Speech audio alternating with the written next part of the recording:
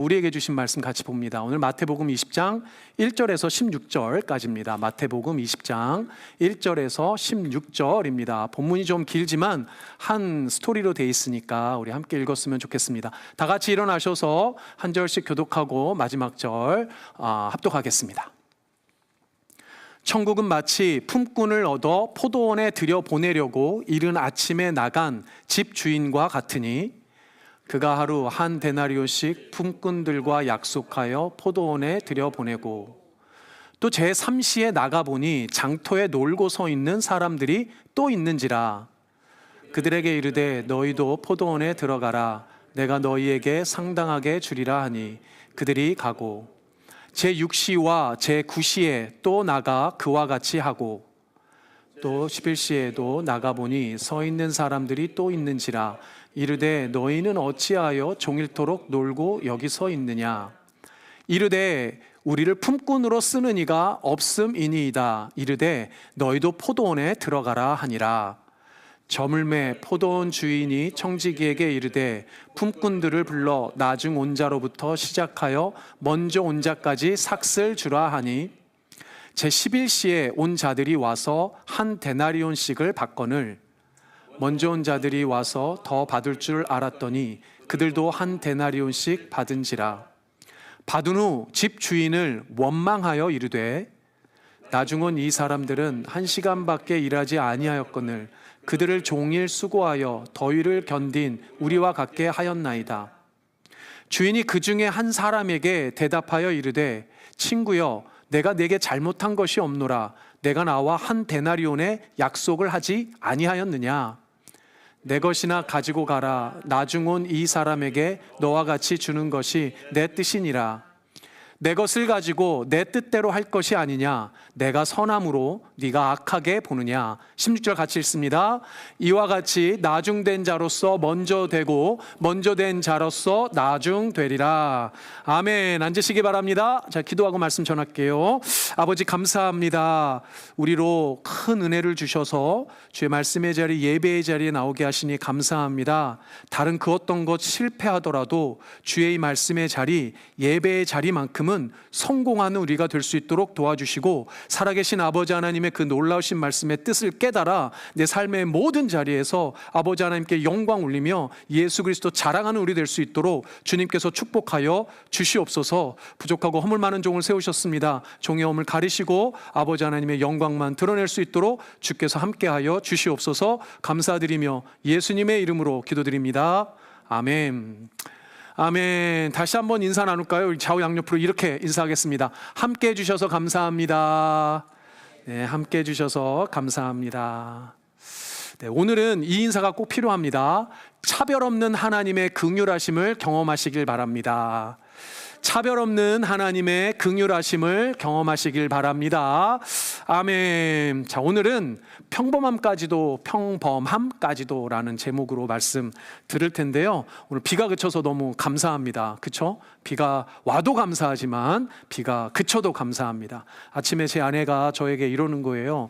당신은 머리에 흰머리가 없어서 참 좋겠어 그러더라고요. 그래서 제가 다 하나님의 은혜야 그랬더니 와이프가 그럼 내 머리는 지금 하얗게 새고 있는데 이건 뭐냐고 해서 그것도 하나님의 은혜야. 네, 이게 됐든 저게 됐든 다 하나님의 은혜인 줄 믿습니다. 아멘 하셔야죠. 해가 쨍쨍 쪄도 하나님의 은혜요 비가 와도 하나님의 은혜요 모든 게 다 하나님의 은혜인 줄 믿습니다. 아멘. 오늘 이 믿음 가지시는 여러분들 되시길 바랍니다. 자, 오늘 본문은 사실 지난주 이야기와 연결이 됩니다. 지난주에 우리 부자 청년 이야기 들었잖아요. 부자 청년 이야기 끝에 베드로와 또 베드로의 질문과 제자들의 어떤 질문 가운데 예수님이 대화하시는 장면이 나오는데 사실은 그 내용까지 연결되면서 일정 주제도 공유하게 됩니다. 우리가 그걸 알 수 있는 부분이 지난주 스토리의 모든 마지막 맺음되는 결론의 말씀이 이렇게 돼요. 19장 30절입니다. 그러나 먼저 된 자로서 나중되고 나중된 자로서 먼저 될 자가 많으니라. 이렇게 지난주 스토리가 끝나는데 여러분도 오늘 비유 말씀 읽었잖아요. 이 비유 말씀의 마지막 최종 16절도 이렇게 끝이 납니다. 이와 같이 나중된 자로서 먼저 되고 먼저 된 자로서 나중되리라. 아멘. 먼저와 나중이라는 순서만 바뀌었을 뿐이지 사실은 같은 이야기를, 같은 메시지를 예수님이 전달하고 있습니다. 그러면 도대체 누가 먼저고 누가 나중일까요? 이게 사람을 지칭하는 건데 누가 먼저고 누가 나중일까요? 사실 앞에 본문은 베드로가 질문한 내용에 대한 답이니까 베드로와 제자들이 먼저이고 부자 청년이 나중이 아닌가 이렇게 생각해 볼 수 있을 것 같아요. 혹은 뒤집어서 세상에서 보기에는 부자이며 권력가인 이 부자 청년이 먼저인 것 같고 가난한 제자들은 나중인 것 같이 눈에 보일 수도 있잖아요. 그런데 결국은 천국의 논리는 어떤 논리예요? 야, 세상에선 그렇지만 모두 버리고 따른 너희들이 먼저 될 거야. 나중 아니야. 그리고 부자 청년과 같은 사람들이 나중 될 거야. 이런 식으로 이해할 수 있을 것 같아요. 그런데 만약에 그렇게 우리가 본다면 사실 이 부분의 이야기는 모두가 다 구원과 영생에 대한 스토리인데 베드로가 모든 것을 버렸기 때문에 라고 주장한다면 공로를 주장하는 겁니다. 그렇게 보면 제자들에게 구원의 기준이라는 건 모든 것을 버린 너희의 공로 때문이야 라고 말하는 것처럼 보일 수도 있단 말이죠. 근데 여러분들 잘 아시는 것처럼 구원에 대한 공로 사상이라는 건 성경의 맥락에서도 지지하지 않을 뿐만 아니라 기독교 교리가 주장하는 바도 아닙니다. 구원은 전적으로 하나님의 은혜죠. 지난주 우리 말씀 들은 대로 공로와는 관계가 없단 말이에요. 그래서 또 어떤 사람들은 이 먼저와 나중이라는 선후의 개념을 가지고 먼저 하나님의 백성 됐던 구약의 이스라엘 백성이 먼저고 유대인이 먼저인 거죠. 이방인은 나중이다 이런 식으로 해석하는 사람들도 있습니다. 먼저 된 유대인보다 나중 된 이방인들이 결국 먼저 구원받고 유대인이 나중에 구원받는다라는 이런 식으로 해석을 하는 거예요. 자, 그런데 여러분들 먼저와 나중이라는 걸 이런 식으로 혈통의 개념으로 이해하면 사실은 그 근전 문맥의 부자 청년도 유대인이란 말이죠. 그렇다면 근전 문맥에 별로 어울리는 말씀이 아닙니다. 물론 당연히 예수님이 말씀하신 영생과 구원의 기준이 혈통과 민족이 기준이라면 이건 말도 안 되는 이야기죠. 그러면 과연 먼저와 나중이라는 이 중요하게 이 양쪽에서 사용하고 있는 이 문장이, 이 가르침이 의미하는 바가 뭐냐는 거죠. 사실 이 먼저와 나중이라는 게 무슨 의미인지에 대해서 정확한 설명이 오늘 비유 이야기에 담겨져 있습니다. 여러분들 잘 아시는 대로 오늘 우리가 읽었던 이 비유 이야기는 포도원과 품꾼 이야기로 잘 알려져 있습니다. 내용이 별로 어렵지도 않아요. 내용 자체는 너무 쉽습니다.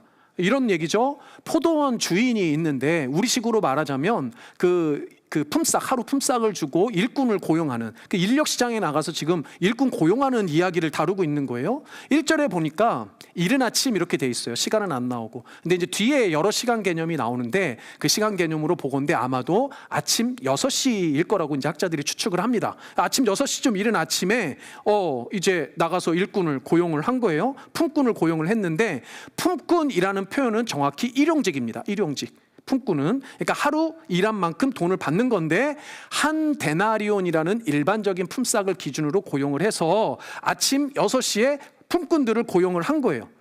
자, 그러면 그거로 끝나면 좋은데 이상한 게 이 주인이 뒤에도 나가가지고 여러 품꾼들을 고용한단 말이죠. 오늘 보니까 성경에는 제3시, 6시, 9시라고 되어져 있어요. 유대인들의 시간 개념이고 지금 우리들의 시간 개념으로 보면 아침 9시, 12시, 그 다음에 오후 3시예요.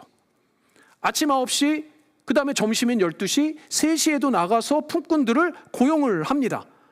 자, 모두 이 품꾼들을 고용하고 이게 끝인 줄 알았더니 마지막으로 11시에도 나가서 품꾼을 고용해요. 이 11시는 지금 우리 시간 개념으로는 오후 5시거든요. 이제 그때 일하는 기준으로 보면 1시간 남은 거예요. 1시간 남겨놓고 품꾼들을 또 고용을 했습니다. 자, 그래서 다 와가지고 이제 일을 한 거예요. 자, 여기까지는 아무도 괜찮아요. 자, 근데 중요한 건 이제 일이 다 끝나고 정산 타이밍이 딱 된 거예요.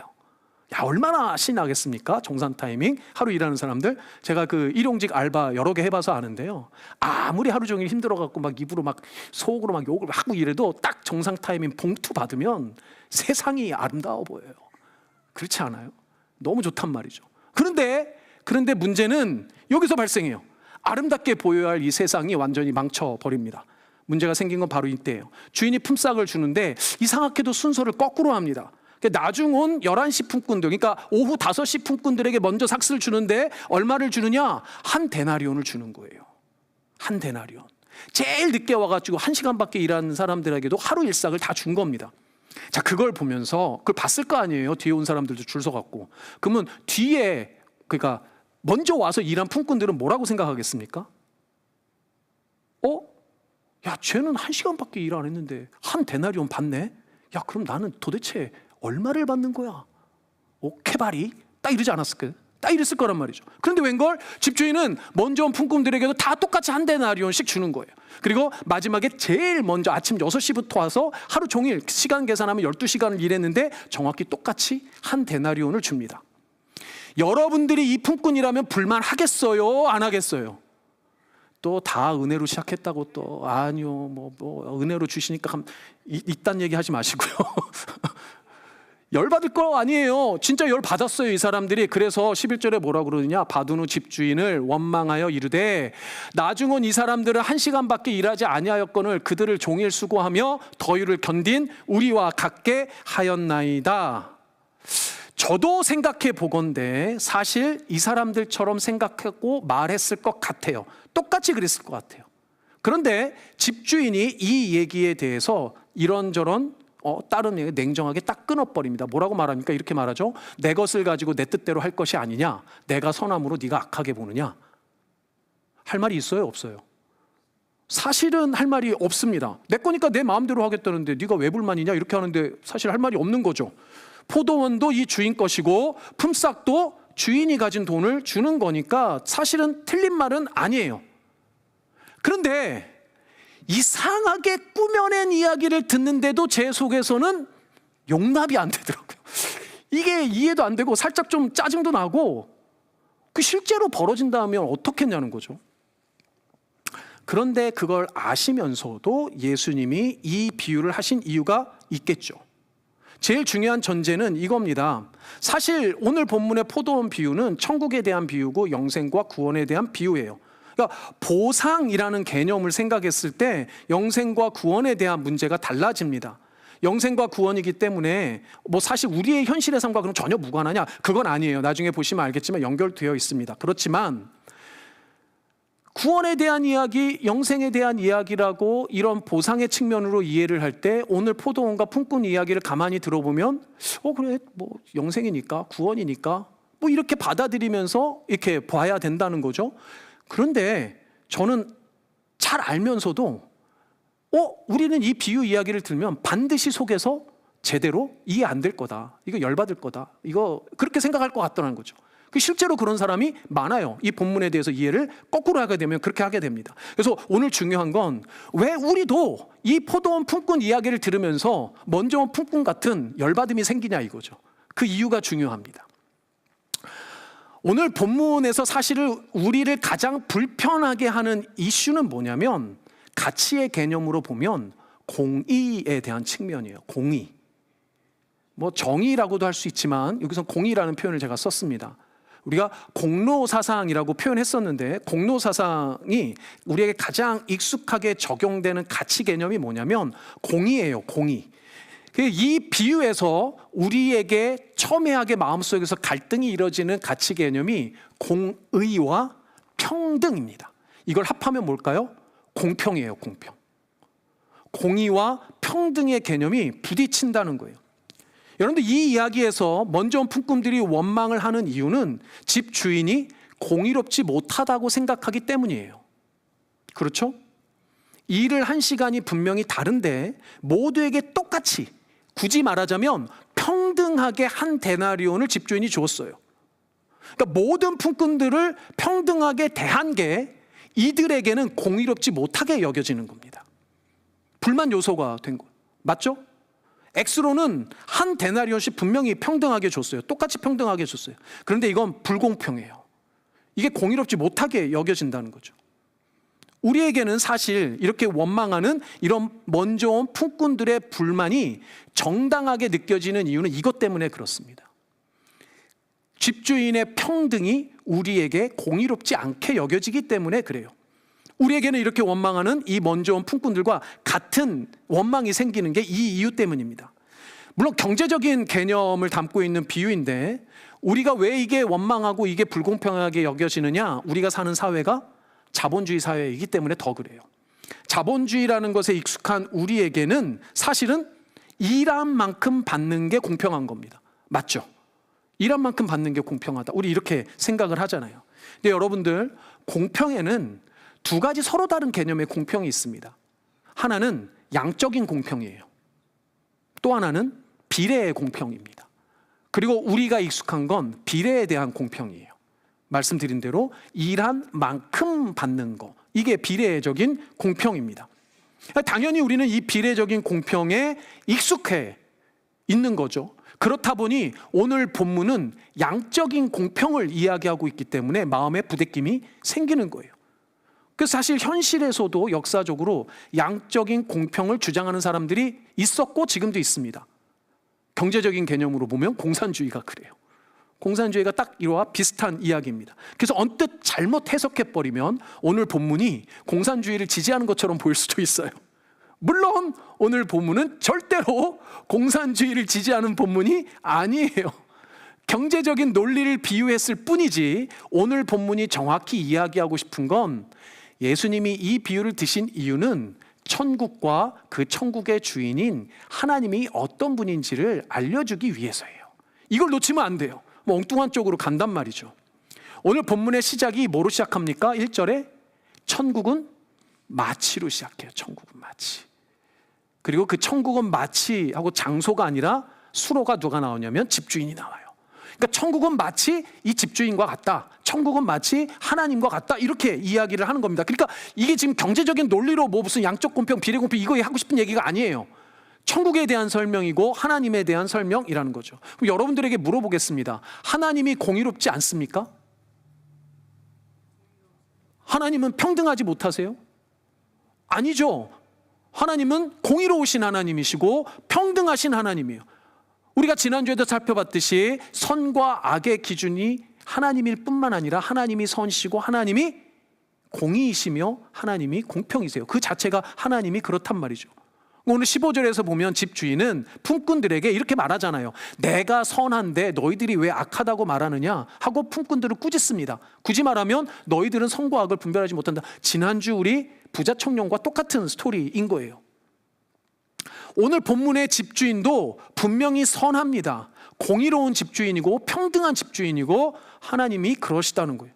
그럼 여러분들 물어보실 테죠. 당연히. 목사님, 공의와 평등이 부딪히는 것처럼 말씀하셨는데 어떻게 이 집주인이 공의롭다는 얘기입니까? 어떻게 이 집주인이 평등하다는 이야기입니까? 살펴보겠습니다. 먼저 하나님의 공의가 실현된 건 13절에서 확인이 됩니다. 13절입니다. 주인이 그 중에 한 사람에게 대답하여 이르되 친구여 내가 내게 잘못한 것이 없노라. 내가 나와 한 데나리온의 약속을 하지 아니하였느냐? 무슨 얘기예요? 분명히 약속했어요.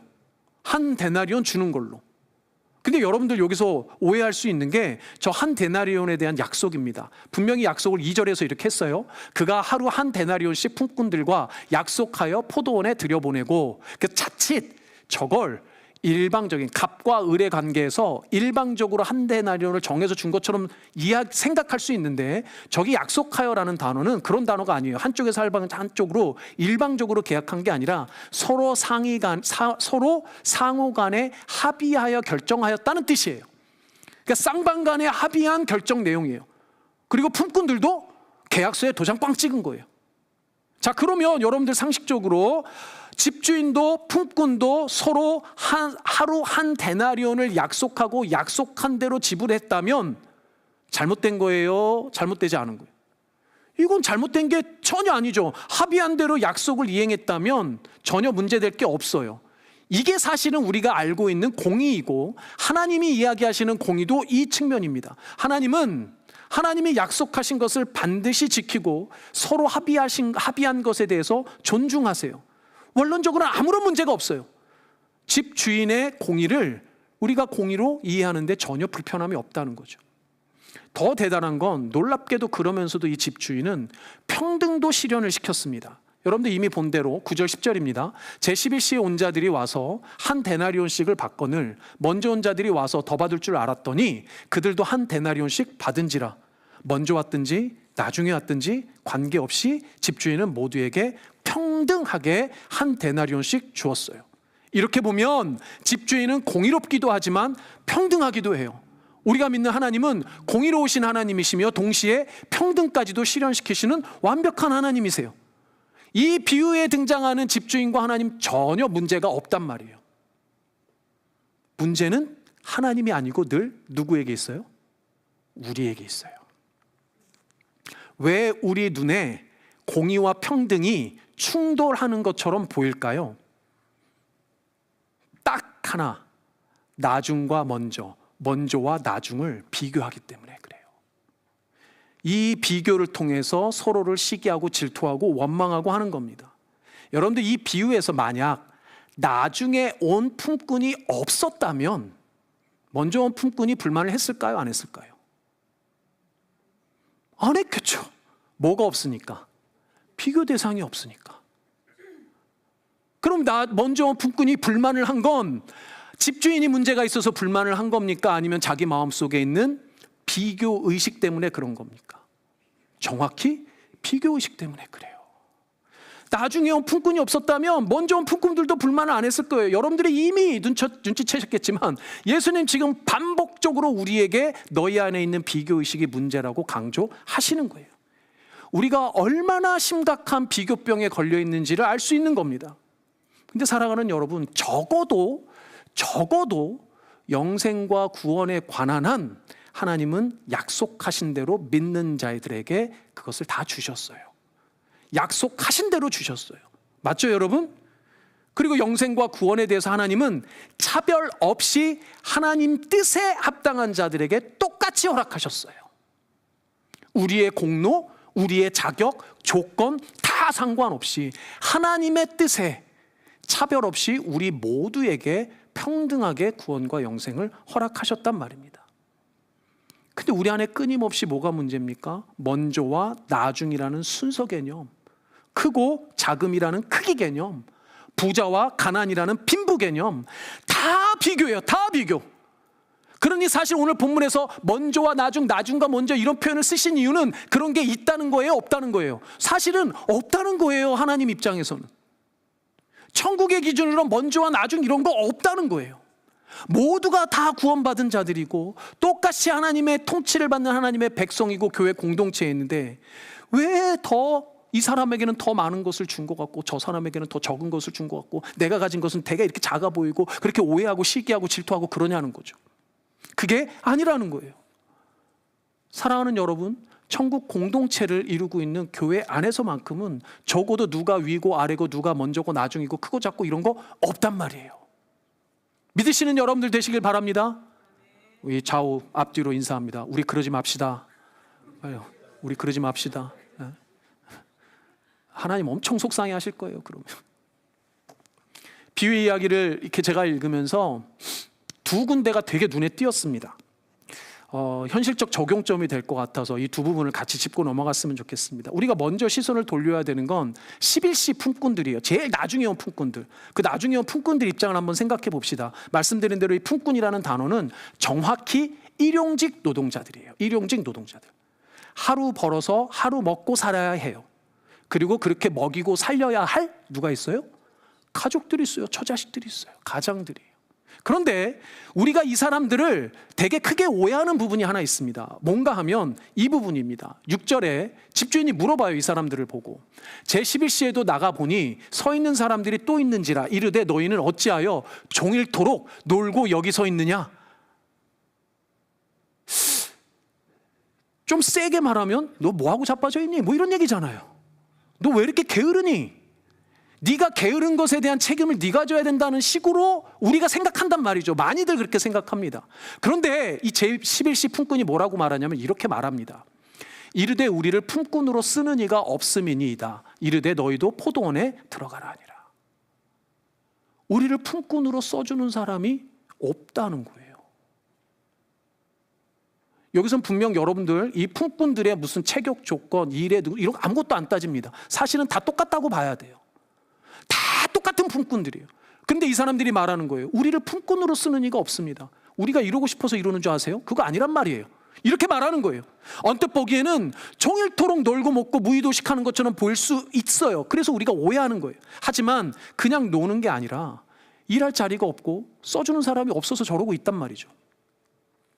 저는 종종 우리 교회가 이민자를 위한 교회가 되었으면 좋겠습니다 라고 말하면서 또 사실은 이민자들에 대해서 막 물어보러 다닙니다. 좀 들어보니 이런저런 이유로 좋은 일자리를 가질 수 있는 기회 자체를 얻기가 어려운 경우가 있더라고요. 신분 자체가 뭐 불안정해서 그런 경우도 있겠지만 똑같은 신분이어도 사실은 어느 나라에서 왔느냐, 어디 출신이냐 뭐 이런 것도 영향을 주더란 말이에요. 어떤 이민자들에게는 그나마 좋은 직업, 직장을 가질 수 있는 기회 정도는 가질 수 있는데 그거조차도 막는 어떤 보이지 않는 벽이 존재하는 것 같아요.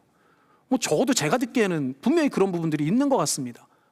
그 뒤집어 보면 한국 사람들은 좀 나아요. 그래도 이민자들 가운데 한국 사람들의 평가는 나쁘지 않습니다. 한국 출신이라는 것만으로도 괜찮아요. 근데 여러분들, 내가 한국 출신이라는 건 내가 잘해서가 아니잖아요. 내가 뭐 대단해서가 아니잖아요. 그냥 온전히 어떻게 표현하면 제 머리가 새치가 많고, 아니 저는 적고 우리 아내는 많고, 그 그 다 은혜지. 그게 우리 은혜란 말이에요. 내가 적고 싶어서 적고 많고 싶어서 많은 거예요? 제가 한국에 태어나고 싶어서 태어났어요? 그건 아니란 말이에요. 여러분들, 정의론이라는 그 책과 학설로 유명한 존 롤스라는 사람이 있습니다. 이 자본주의 이 체제를 세운 아주 중요한 사람인데, 존 롤스가 이렇게 말해요. 사회의 불평등은 우연적인 요소에 크게 좌우된다. 사회에서 겪는 우리가 불평등이라는 게 우연적인 요소에 의해서 많이 좌우된다고 이야기해요. 이 우연적인 요소에 뭐가 포함되느냐? 출생, 재능, 심지어 기회도 포함이 된다고 말합니다. 그러니까 지금 내가 어떤 출생이냐, 내가 가지고 있는 재능이 뭐냐, 심지어 기회마저도 사실은 온전히 내가 잘나서 내가 잘나서가 아니라는 거예요. 어떻게 보면 코리안 아메리칸으로 살고 있는 우리 스스로에 대해서 우린 사실 그것 자체만으로도 하나님께 너무너무 감사해야 되는 존재라는 거예요. 그리고 반대로 그렇지 못한 사람들, 일하고 싶어도 일할 수 없는 사람들을 긍휼히 여겨야 됩니다. 사실 오늘 본문에 드러난 하나님의 공평은 이 긍휼함에 근거하고 있어요. 제가 종종 말씀드리지만 하나님의 긍휼하심을 내 안에 품지 못하면 우리는 끊임없이 다른 일을 비교하고 시기하고 질투하게 되어져 있어요. 사랑하는 여러분들 마음 안에 하나님의 긍휼을 달라고 기도해야 됩니다. 이 긍휼이 없으면 다른 사람들을 우리가 긍휼의 대상으로 볼 수가 없다는 거예요. 근데 둘째로 중요한 게 뭡니까? 둘째로 중요한 건 그 긍휼하심이 나중에 온 품꾼만이 아니라 사실은 먼저 온 품꾼에게도 똑같다는 거예요. 그렇잖아요, 여러분. 어찌되었든지 포도원이 천국이라면 포도원에 들어온 모든 품꾼은 결국 하나님이 부르셔서 들어간 포도원이잖아요. 모두 다 영생 얻은 자들이에요. 지난주 강조한 대로 아무도 자기 능력으로 들어가고 싶어도 들어갈 수 없는 곳을 다 들어가게 된 겁니다. 그러니 먼저 온 품꾼들도 반드시 기억해야 되는 건 은혜로 들어간 포도원이에요. 은혜로 들어간 포도원. 그러니 내가 혹시나 먼저 됐다, 나중 됐다 순서의 개념이 아니라, 내가 뭐 대단하다, 대단하지 않다 이런 개념이 아니라, 내가 천국 백성 된 것만 가지고도 긍휼하심의 대상이라는 걸 믿고 의지하고 감사해야 된다. 그런 여러분들 되시길 바랍니다. 아멘. 여기까지 끝내면 참 좋은데, 그렇죠? 이렇게 하고 이렇게 끝내면 되잖아요. 우리 하나님은 참으로 공의로우십니다. 참으로 공평하신 하나님입니다. 그 하나님을 찬양하며 우리 모두에게 주신 구원의 은혜를 감사합시다. 이렇게 하고 끝내고 싶었거든요. 근데 마음에 계속 찝찝하게 하나가 남았어요. 그게 뭐냐면 이 한 구절입니다. 제가 두 구절 있다고 그랬잖아요. 한 구절 12절 말씀이 자꾸 마음에 걸렸습니다. 우리 같이 읽어보겠습니다. 시작. 나중 온 이 사람들은 1시간밖에 일하지 아니하였거늘 그들을 종일 수고하며 더위를 견딘 우리와 같게 하였나이다. 마지막까지 이 빨간색으로 표시된 부분이 제 마음을 되게 괴롭혔습니다. 먼저 온 품꾼들의 이야기예요. 먼저 온 품꾼들이 말하는 겁니다. 종일 수고하며 더위를 견딘 사람들이에요. 굳이 순서로 보면 먼저 예수님 믿었고, 먼저 교회를 세웠고, 먼저 교회를 위해서 수고하며 더위를 참아가며 애쓴 사람들이라고도 할 수 있어요. 물론 오늘 예수님이 염려하신 대로 먼저라고 해서 교만해서도 안 되고 다른 일을 시기하거나 질투해서도 안 돼요. 그런데 하지만 그럼에도 불구하고 종일 수고하며 더위를 견딘 우리, 너무나도 지극히 평범한 사람들 아닙니까? 우리가 다 그렇지 않아요? 여러분들 가운데 종일 수고하지 않고 더위와 싸우지 않으며 이 땅 가운데 수고하지 않고 먹고 사시는 분이 누가 있습니까? 굳이 말하면 우리가 다 종일 수고하며 더위를 견뎌낸 그 사람들 우리 아니냔 말이죠. 사실 우리는 대단히 겸손을 이야기하죠. 그런데 대단히 평범한 삶에 대해서 인정해주지 않아요. 하찮게 여깁니다. 문제는 우리 대부분이 모두 다 수고하며 더위를 견디는 평범한 삶을 살고 있다는 거예요. 우리 중에 그렇지 않은 사람 없잖아요. 여기 다 종일 수고하면서 일하시잖아요. 뭐 더위가 오든 추위가 오든 여러분들 다 일하시고 애쓰시면서 한 발 한 발 나아가시는 평범한 사람들 아닙니까? 그래서 이렇게 뒤집어 생각이 됐어요. 어쩌면 다른 이들을 그렇게 시기하고 질투하는 그 이유는 나의 이 평범함을 견디지 못해서 그런가 보다. 나의 평범함을 감사하지 못해서 그런가 보다. 그 사랑하는 여러분, 여러분들 자신의 평범함을 사랑하지 않는다면, 여러분들 자신의 평범함에 가치를 두지 않는다면 사실은 다른 이들도 제대로 보기가 어려울 것 같아요. 오늘 본문의 비유는 분명 이것을 강조한 건 아닙니다. 하지만 요새 우리는 우리 자신의 평범함에 대해서 너무나 힘들어한다는 사실을 깨닫게 되었어요. 한국 드라마 중에 모자무사? 모자무사 이게 되게 큰 흥행이래요. 왜 모자무사냐면 모두가 자신의 무가치함과 싸우고 있다. 이거 줄임말이에요. 무슨 드라마 제목이 이래요? 사실 보지도 못했습니다. 내용도 사실 전혀 몰라요. 그런데 제목이 뭘 얘기합니까?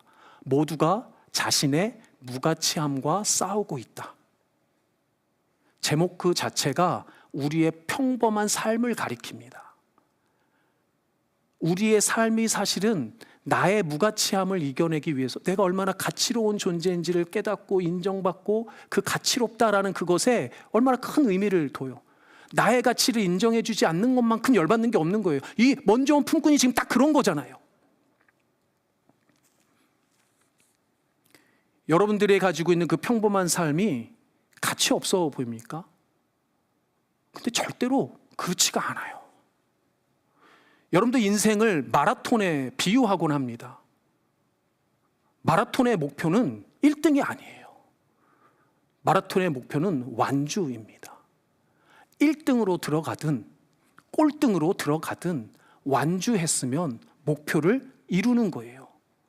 완주한 삶이면 감사한 거고 하나님 앞에 기뻐하는 삶이에요. 그러니 여러분들에게 정말 오늘 말하고 싶은 것, 설사 여러분들의 인생이 꼴등처럼 보이더라도, 너무 평범해서 하찮게 보이더라도 절대로 그렇지가 않아요. 하나님은 여러분들의 인생을 너무너무 가치롭게 여기세요. 여러분들의 평범함을 너무너무 사랑하세요. 그러니 주신 평범함이잖아요. 그래서 사랑하는 여러분들, 여러분들에게 허락한 그 평범함을 사랑하시기 바랍니다. 여러분들 매일매일 주어지는 그 일상을 사랑하시기 바라요.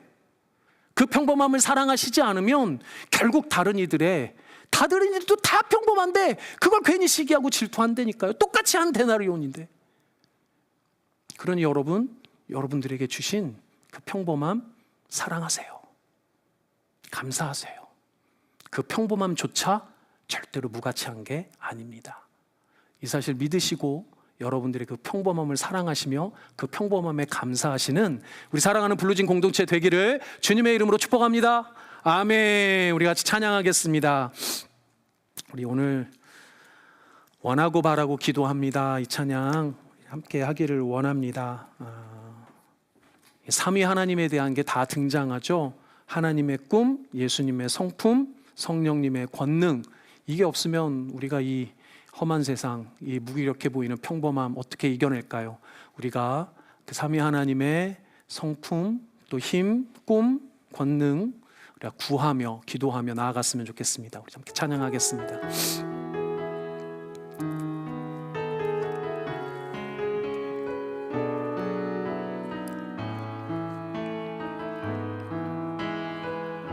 이 세상을 살아가는 동안에, 이 세상을 살아가는 동안에 나의 힘을 의지할 수 없으니 나의 힘을 기도하고 낙심하지 말 것은, 기도하고 낙심하지, 주께서 참 소망이 되심이라.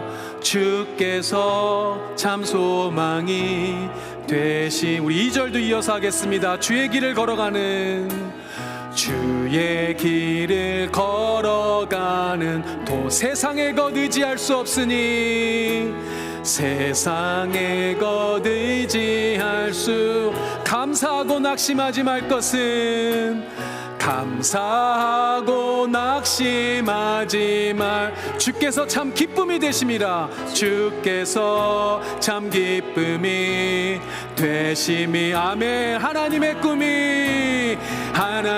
꿈이 나의 비전이 되고, 나의 비전이 예수님의 성품이, 예수님의 나의 인격이 되고, 나의 인격이 성령님의 권능이, 성령님의 나의 능력이 되길, 나의 능력이 되길 원하고 바라고 기도. 우리 한 번 더.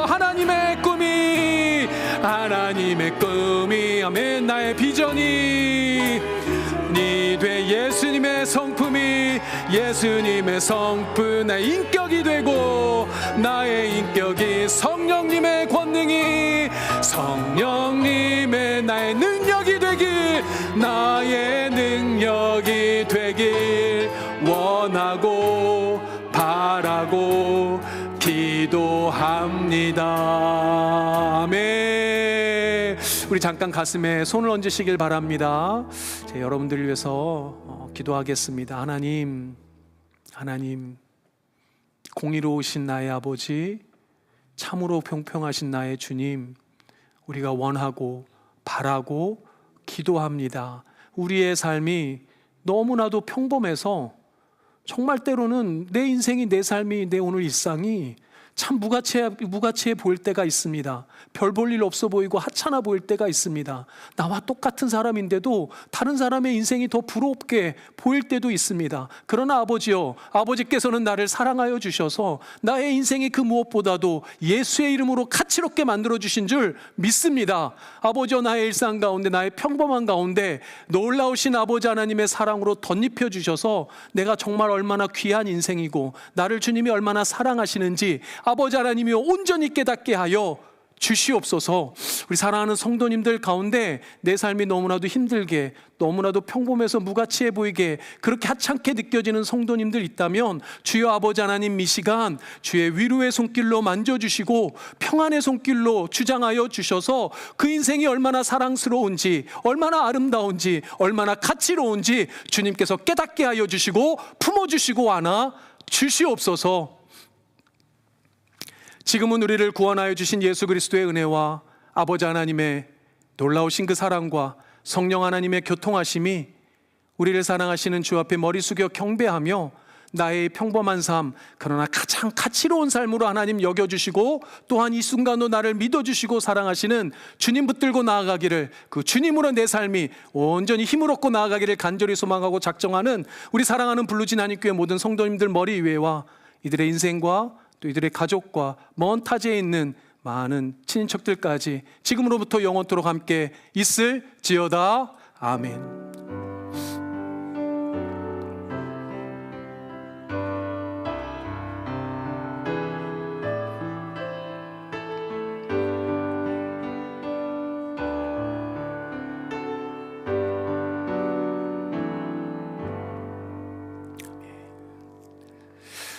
네, 감사합니다.